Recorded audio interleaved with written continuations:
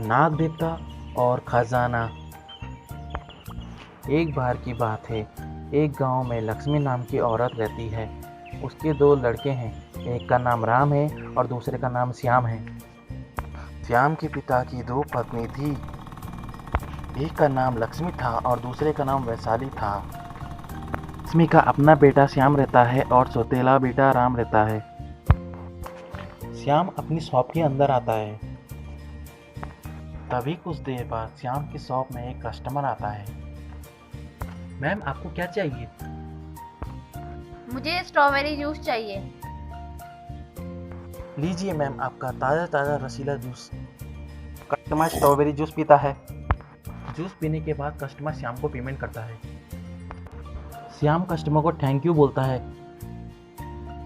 Customer shop से चले जाता है। लक्ष्मी का सौतेला बेटा राम अनपढ़ होने के कारण खेती बाड़ी करता है। राम की माँ वैशाली की मृत्यु राम के पैदा होने के कुछ देर बाद हो गई थी। थोड़ी देर बाद राम खेत से घर आ जाता है और थोड़ी देर बाद श्याम सौ बंद करके घर आ जाता है। श्याम अपने कमरे में जाता है। श्याम की पत्नी वकील है और वो अपना ऑफिस का काम करती रहती है। वो तुम्हारा सौतेला भाई है, तुम एक काम करो, जमीन और मकान अपने नाम कर दो। श्याम अपनी पत्नी से बोलता है, हाँ हाँ, तुम सही बोल रही हो, अभी मैं अपने सौतेले भाई राम से इस बारे में बात करता हूँ। और फिर श्याम अपने सौतेले भाई राम से बात करने चले जाता है। राम, मुझे ज़मीन और मकान के पेपर चाहिए, मुझे कुछ काम है। हाँ ठीक है भैया, अभी लेके आता हूँ। राम अपनी ज़मीन और मकान के पेपर लेने चले जाता है। राम श्याम को बोलता है, भैया माँ को मत बताना, माँ गुस्सा करेगी। श्याम पेपर लेके चले जाता है। श्याम ज़मीन और मकान के पेपर लेके घर से चले जाता है।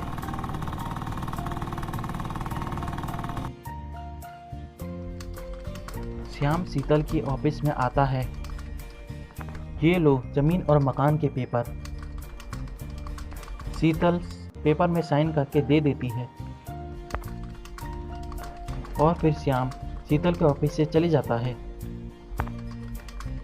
श्याम राम को बोलता है, ये मेरा घर है और मेरी ज़मीन है, तुम यहाँ से चले जाओ। उसकी माँ पेपर देखती है। बेटा श्याम, तुमने अपने भाई के साथ बहुत धोखेधड़ी की है। यह जमीन तुम्हारे पिताजी दोनों के नाम कर गए थे। नहीं माँ, मैं अब यहाँ नहीं रह सकता। श्याम चाहता है कि मैं यहाँ से चले जाऊँ। लक्ष्मी और लक्ष्मी का सौतेला बेटा राम घर छोड़ के चले जाते हैं। राम को जाते देखकर श्याम खुश हो जाता है।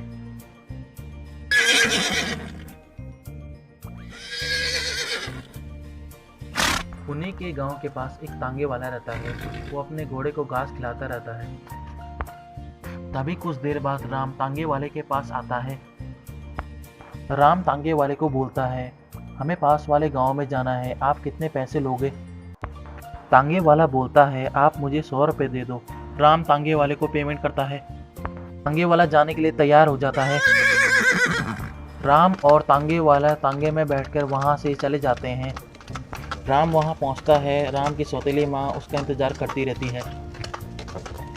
थोड़ी देर बाद राम की मॉम, तांगे वाला और राम वहां से चले जाते हैं। कुछ देर बाद वो एक झोपड़ी में पहुंच जाते हैं। राम ने झोपड़ी को किराए में लिया रहता है। तांगे वाला राम की सौतेली माँ को और राम को घर में छोड़कर चले जाता है। राम ने किराए में खेती ली रहती है। राम खेत में काम करने जाता है और फिर राम खेत में काम करने लगता है। काम करने के बाद पास ही में आगे एक नाग देवता का मंदिर होता है। राम वहां रोज दीप बांधने जाता है। राम फिर मंदिर से चले जाता है।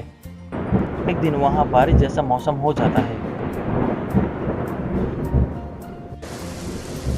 देर बाद वहां बहुत जोरों से बारिश होने लगती है।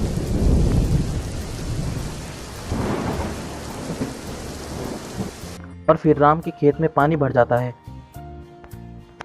राम अपने खेत की तरफ आता है। मेरे पास पैसा नहीं है, ज़मीन और मकान का किराया कहाँ से दूंगा? क्या करूँ मैं, मेरी फसल सारी नाश हो गई है। राम दुखी होकर वहाँ से नाग देवता के पास चले जाता है। राम नाग देवता से प्रार्थना करने लगता है। अचानक से एक चमत्कार होता है, नाग देवता वहां आ जाते हैं। देवता को देखकर हैरान हो जाता है, उन्हें अपना सर झुकाता है। राम नाग देवता को बोलता है, मेरी फसल सारी नाश हो गई है, मेरे पास खाने के लिए भी कुछ नहीं है और मेरे पास कर्जा भी बहुत ज़्यादा हो गया है। मैं नाग देवता राम को खजाने का नक्शा देते हैं। नाग देवता राम को बोलते हैं कि ये खजाने का नक्शा है, इस नक्शे में जो लिखा है वहाँ तुम्हें जाना है, वहाँ आगे जाके तुम्हें एक झरना दिखाई देगा। झरने के सामने तुमने एक मंत्र बोलना है, रिमझिम रिमझिम टिम टिम टिम टिम। इस मंत्र को बोलने से झरना गुफा में बदल जाएगा। फिर तुम गुफा के अंदर चले जाना। गुफा के अंदर जाने के बाद तुम्हें एक खजाने का बक्सा दिखाई देगा, उसे तुम ले लो। राम नक्शे को उठाता है। नाग देवता को बोलते हैं, ठीक है मैं वहाँ जाऊँगा, रास्ते में अगर मुझे आपकी ज़रूरत पड़े तो प्लीज़ मेरी मदद करने आना। राम मंदिर से चले जाता है।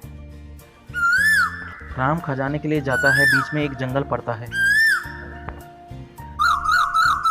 आगे जाकर राम नदी के सामने पहुंचता है। राम सोचता है ये बहुत गहरी नदी है, इसे मैं तैर के पार भी नहीं कर सकता, क्या करूं मैं। अभी राम नाग देवता को याद करने लगता है।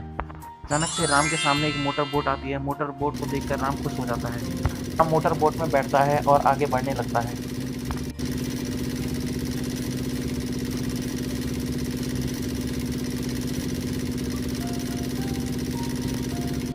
आगे जाकर राम को जमीन दिखाई देती है। राम बोट से उतरकर आगे बढ़ने लगता है। आगे जाके राम को एक झरना दिखाई देता है। राम झरने के पास जाता है। राम झरने के पास एक मंत्र बोलता है, रिमझिम रिमझिम टिम टिम टिम टिम। झरना गुफा में बदल जाता है। राम गुफा को देखकर हैरान हो जाता है। राम गुफा के सामने जाता है और गुफा के अंदर जाने लगता है। आगे जाते जाते राम को एक खजाने का बक्सा दिखाई देता है और फिर खजाने के बक्से की तरफ जाने लगता है। राम खजाने के बक्से को हाथ में पकड़ता है और फिर खजाने के बक्से को लेकर घर जाने लगता है। राम खजाने के बक्सा अपनी सौतेली माँ को दिखाता है। बेटा राम, तुम ये खजाना कहाँ से लाए हो? बक्सा मुझे नाग देवता ने दिया है।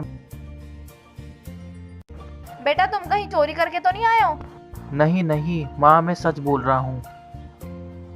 राम की सौतेली माँ को राम की बातों में भरोसा नहीं आता।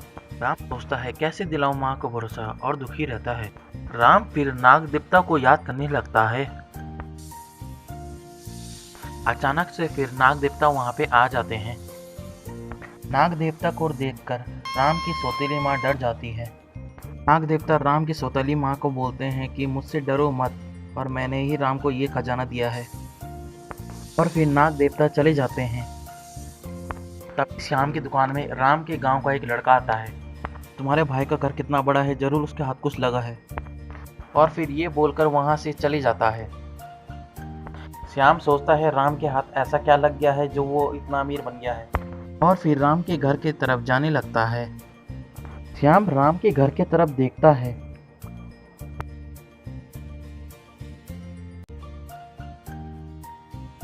श्याम सोचता है राम इतना अमीर कैसे बन गया है। थोड़ी देर यहीं पर रुक करके आज राम के घर में जाके देखूंगा। फिर थोड़ी देर बाद रात हो जाती है। श्याम राम की घर के तरफ जाने लगता है। राम और उसकी सौतेली माँ सोती रहती है। श्याम को खजाने का बक्सा दिखाई देता है। श्याम खजाने के बक्से की तरफ जाता है और खजाने का बक्सा उठाकर ले जाता है। सुबह होते ही राम की सौतेली माँ जोर से चिल्लाने लगती है, राम बेटा देखो खजाना चोरी हो गया। राम दुखी होकर नाग देवता को याद करने लगता है।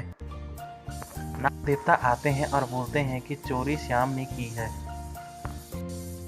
और फिर वहां से चले जाते हैं। अगले दिन नाग देवता श्याम के बेड की तरफ जाते हैं, दोनों को काट देते हैं। फिर नाग देवता वहां से चले जाते हैं और दोनों मर जाते हैं। राम और उसकी सौतेली माँ अपने पुराने घर में आ जाते हैं।